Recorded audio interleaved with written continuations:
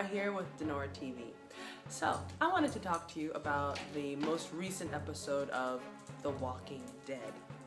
Loved it. This is episode 2 of this new season, and I'm already stressed out. So, I made a list. I want to give some of my bullet points, the most important parts of the episode, things that really affected me personally. Starting with, every single zombie needs to learn from Patrick. You know, the supposed to be little boy, but he was really like a grown man from Everybody Hates Chris. Yes, if you become a zombie and you're going to attack someone while they're asleep, eat their throat. They can't scream. Brilliant. Why haven't we seen this before? Or have we? Let me know about it, because I don't recall it. Next up, if you're in an area where there may potentially be zombies, try to keep your coughing to a minimum. Zombies can hear. They may not be able to speak yet, but they can hear you, and they will attack you. Okay? Don't fall under a false sense of security because you're in a prison. Doesn't matter, clearly. Learn a lesson, people.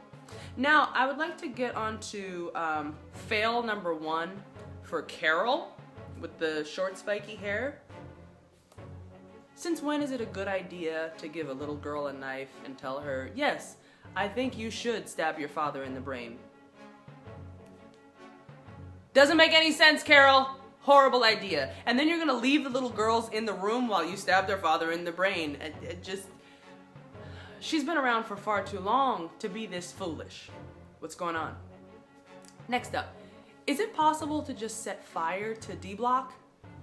Can we do that? Can we just burn it all? You know, it's a lot of metal and concrete. I would think it'd be okay. Well, no, maybe not such a good idea, because then the fumes could travel and they might carry the foot and mouth pig bird flu mad cow thing that's going around and making everyone die and become a zombie. So, no. Moving on. Why is Rick always crying? The entire episode, his eyes were moist and sparkling and red. Has he not seen people get killed before? Has he not killed zombies before? Really? What's the deal? He's so soft and so broken. Get over yourself, Rick. We need you back, Sheriff. Next up, the lumberjack and his girlfriend. It was just a really bad decision not to have sex that night. You guys are not living in a time when you can just take it easy. I'll see you next time. I'll come to your room later. We shouldn't start that now, because then we'll get used to it. Yeah, because you also might die. Y'all are turning into zombies left and right. You don't have time to wait. Don't be stupid. It made me really mad because it was such a sweet romance. He's singing to her, he's falling in love, and he's so big and she's so independent. I wanted them to be happy. And I knew, of course, it wasn't gonna last because they made me feel something. And usually when characters on the show make me feel something, they die. So I knew one of the two of them was gonna be gone by the end of the episode, and look who ended up burnt out. Next. Fail number 2 for Carol. After you've given the little girl a knife to stab her father in the brain, dying, dead, whatever, and she can't do it, then you call her weak? What kind of woman, no, what kind of parent are you? Would you have been able to stab your daughter in the brain when she was up in the barn when they had her trapped in there? Huh? Would you have been able to do that? No, Carol. Okay, now y'all big and bad and brave and teaching the kids how to fight and defend themselves, so now you think everybody should be able to kill everybody. It doesn't matter what your relationship is. No, she's a child. What's happening to Carol? Next. Of all of the characters on the show, Dale always looks like he stinks. He just looks like he smells really, really bad, and I think that kudos are due to the makeup and hair and costume department. Because he honestly, every time he's on screen, I'm like, I clearly can't smell anything, but it's a reaction. It's a, I want to pull back from the screen. It's brilliant. Well done. And he's such a good actor. I like Daryl. With his little crossbow. It makes me want a crossbow. You're never out of ammo. You just carve a branch. There you go. You got a weapon. Next. Michonne. What happened to your baby girl? Where's your baby? Was your baby eaten up by zombies? Did your baby become a zombie? Did you have to kill your zombie baby? I knew there was a reason she's so hard, but I didn't know what it was.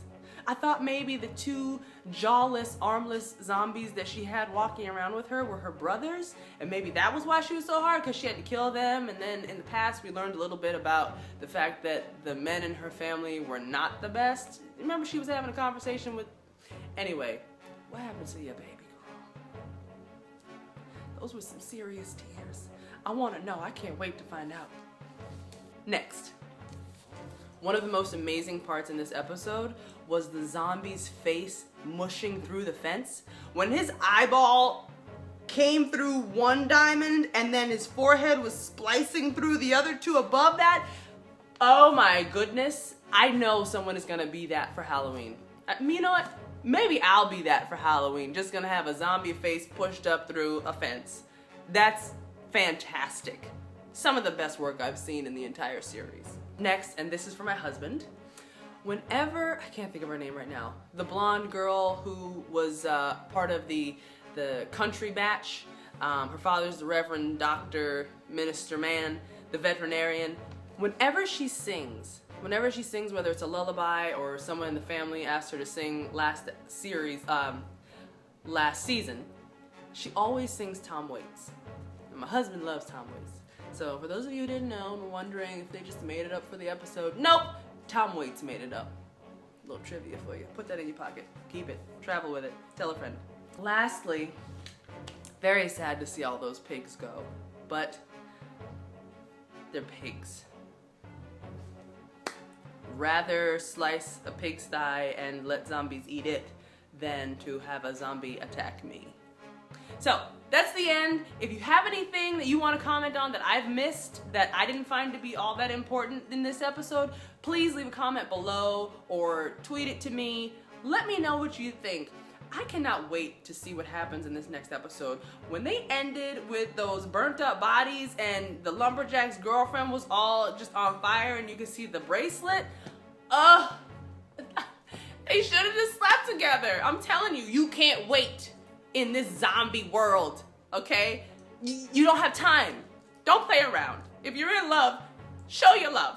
However you need to show your love, because you might be a zombie or dead or on fire the next day. Let me know if there's anything in particular you want me to talk about next time, and I will see you on the other side. Bye, guys.